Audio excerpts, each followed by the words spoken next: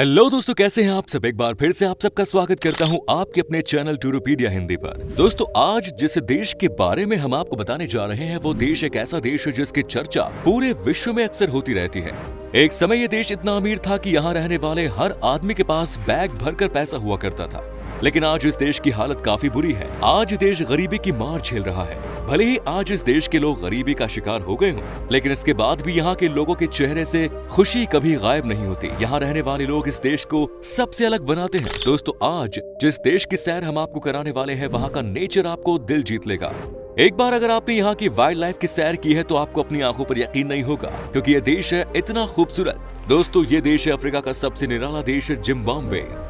तो देर किस बात की अपनी सीट बेल्ट बांध लीजिए अच्छे से और आपको लेकर चलते हैं जिम्बाब्वे की एक शानदार सफर पर। जिम्बाब्वे का नाम तो आपने कई बार सुना होगा, खासकर क्रिकेट के क्षेत्र में, लेकिन इसके अलावा भी इस देश में ऐसा बहुत कुछ खास है जिसके बारे में शायद ही आप जानते होंगे। जिम्बाब्वे को आधिकारिक तौर पर जिम्बाब्वे गणराज्य कहा जाता है, जो अफ्रीका के एक लैंडलॉक देश है। देश की कुल जनसंख्या है 1.62 करोड़। जिम्बाब्वे एक ऐसा देश है जहां एक नहीं बल्कि कई भाषा बोली जाती है। इस देश में 16 आधिकारिक भाषाएं हैं। हालांकि यहाँ की सबसे ज्यादा बोली जाने वाली भाषा शोना है, जो यहाँ की करीब 70% आबादी बोलती है। चलिए अब आपको जिम्बाब्वे देश की राजधानी के बारे में बता देते हैं। जिम्बाब्वे देश की राजधानी है हरारे, जो यहाँ के सबसे बड़ा शहर भी है। दोस्तों, ये शहर है हर तरफ से खास, जहाँ आपको अपने टूर को यादगार बनाने के लिए काफी कुछ देखने को मिल जाएगा। जिम्बाब्वे की राजधानी को गिनीज वर्ल्ड रिकॉर्ड्स में जगह मिली थी। दरअसल इस शहर में अब तक का सबसे अधिक वैल्यूएबल बैंक नोट जारी किया गया था। 22 जुलाई 2008 को हरारे में $100 अरब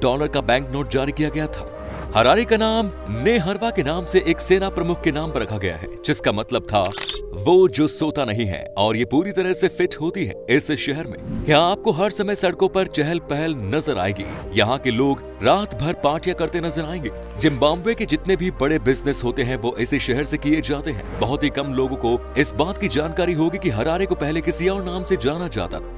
इसको 1982 तक सैलिसबरी के नाम से जाना जाता था। बाद में जाकर इसका नाम हरारे रखा गया। दोस्तों, वैसे तो दुनिया भर के देशों में तलाक की परंपराएं और कानून हैं, और बड़ी संख्या में तलाक के मामले भी सामने आते हैं, लेकिन जिम्बाब्वे में दूसरे देशों के मुकाबले तलाक के मामले कम सामने आते हैं। इसकी वजह यह है कि यहाँ की महिलाएं तलाक को कलंक की तरह मानती हैं और वे ऐसा करने से बचती हैं।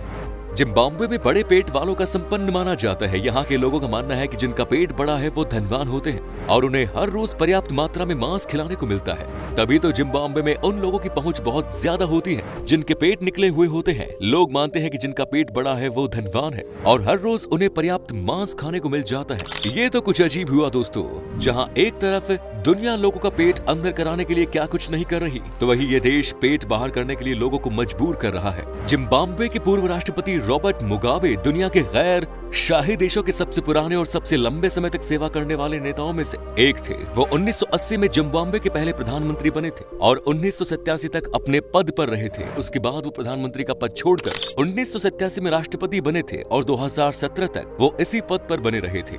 18 अप्रैल का दिन जिस दिन के लिए सबसे खास माना जाता है, क्योंकि इसी दिन ये देश आजाद हुआ था। जिम्बाब्वे वो आखिरी अफ्रीकी देश था जिसे ब्रिटिश शासन से आजादी मिली।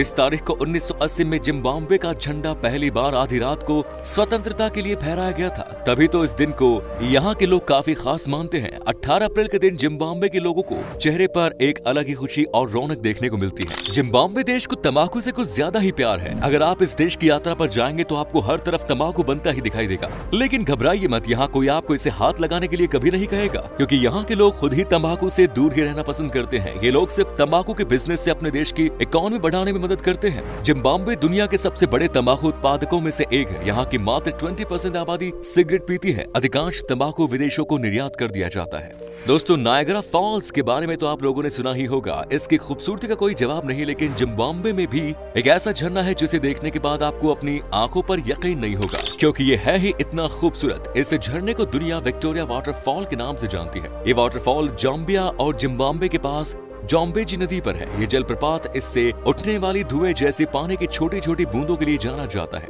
इसकी चौड़ाई 1.7 किलोमीटर और ऊंचाई 108 मीटर है। इसके साथ ही इस देश में एक ऐसी झील है जो पूरी तरह से इंसान द्वारा बनाई गई है। यह है लेक कार्बिया, जो जाम्बिया और जिम्बाब्वे के बीच की सीमा के साथ हिंद महासागर से 1300 किलोमीटर ऊपर की ओर स्थित है। लेक करीबा को दुनिया की सबसे बड़ी मानव निर्मित झील माना जाता है। जिम्बाब्वे में एक ऐसी चीज देखने को मिलती है जिसे जानने के बाद आपको हैरानी भी होगी और हंसी भी आएगी। दरअसल आज इस देश में चाहे किसी भी कंपनी का टूथपेस्ट खरीद ले, उसे कॉलगेट ही माना जाएगा। ये तो थी टूथपेस्ट की बात। जिम्बाब्वे में चाहे कोई सॉफ्ट ड्रिंक ही क्यों ना खरीद ले, उसे कोक ही कहा जाएगा। और डिटर्जेंट चाहे किसी भी ब्रांड का क्यों ना खरीदा जाए, उसे कोबरा ही कहा जाएगा। यानी कि दोस्तों इसका मतलब ये हुआ कि जिम्बाब्वे में आप चाहे जितना मर्जी जरूरत का सामान खरीद ले, आपको सबका एक फिक्स नाम ही देखने को मिलेगा। नेचर और वाइल्ड लाइफ को पसंद करने वाले लोगों के लिए तो ये देश काफी अच्छा माना जाता है, क्योंकि यहाँ की वाइल्ड लाइफ और प्रकृति सबसे सुंदर मानी जाती है। इस देश की हरियाली का तो कोई जवाब ही नहीं है। अगर आप एक बार इस देश की खूबसूरती और यहाँ के नेचर को पसंद करने लगे तो फिर आपको वापस अपने घर जाना काफी मुश्किल हो जाएगा। आप चाहेंगे कि बस इसी देश में रहने लगेंगे और यहाँ की प्रकृति का हिस्सा बन जाएंगे। अगर आपको इस देश की प्रकृति को अच्छे से देखना है तो आप सफारी लेकर इस देश की वाइल्ड लाइफ का मजा ले सकते हैं। इस देश में आने वाले टूरिस्ट सबसे ज्यादा यही करते हैं। दोस्तों इस देश का कल्चर ही यहाँ की सबसे बड़ी पहचान माना जाता है। यहाँ जैसा कल्चर और इस देश की जैसी संस्कृति आपको कहीं और देखने को नहीं मिलने वाली। म्यूजिक के पीछे तो इस देश के लोग पूरी तरह से पागल हैं। दरअसल जिम्बाब्वे के लोग म्यूजिक को अपनी संस्कृति का सबसे बड़ा हिस्सा मानते हैं। संगीत ने जिम्बाब्वे के इतिहास में एक महत्वपूर्ण भूमिका निभाई है। यहाँ एक पारंपरिक बीमा सेरेमनी का आयोजन किया जाता है। इस सेरेमनी में लोग आत्माओं को बुलाते हैं। ये इवेंट जिम्बाब्वे के सबसे खास इवेंट में से एक माना जाता है और जिम्बाब्वे के लगभग सभी लोग इस सेरेमनी में हिस्सा लेने आते हैं। दोस्तों ये थी जिम्बाब्वे के कल्चर की बात। अब आपको बताते हैं जिम्बाब्वे में खाने के लिए आपको क्या कुछ मिल सकता है। जिम्बाब्वे का फूड पूरे विश्व में प्रसिद्ध है। यहाँ के खाने में आपका अफ्रीका का थोड़ा टच देखने को जरूर मिल जाएगा, लेकिन ये देश कई सालों तक ब्रिटिशों को गुलाम रहा, इसीलिए यहाँ के खाने में ब्रिटिश का भी थोड़ा सा असर देखने को मिल जाता है। जिम्बाब्वे में खाना पकाने और कई तकनीकें हजारों साल पहले की हैं। इनमें से कुछ आज भी इस्तेमाल की जाती है। मक्का का आटा जिम्बाब्वे के सबसे आम और लोकप्रिय खाने में से एक है।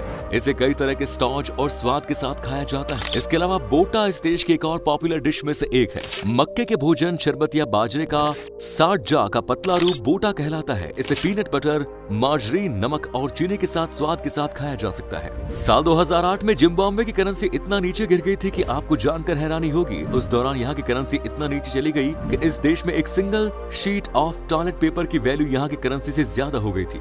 उस दौरान तो इस देश की ऐसी हालत हो गई थी कि लोग बैग भर भर कर पैसे लेकर जाते थे और बदले में उन्हें एक नमक की थैली ही मिल पाती थी। आज ये देश गरीबी की काफी मार झेल रहा है। यहाँ रहने वाले लोगों के मुकाबले अनएम्प्लॉयमेंट काफी ज्यादा है। हालांकि इस देश की सरकार अपनी स्थिति को सुधारने की लगातार कोशिश कर रही है, लेकिन अभी भी काफी कुछ करना बाकी है।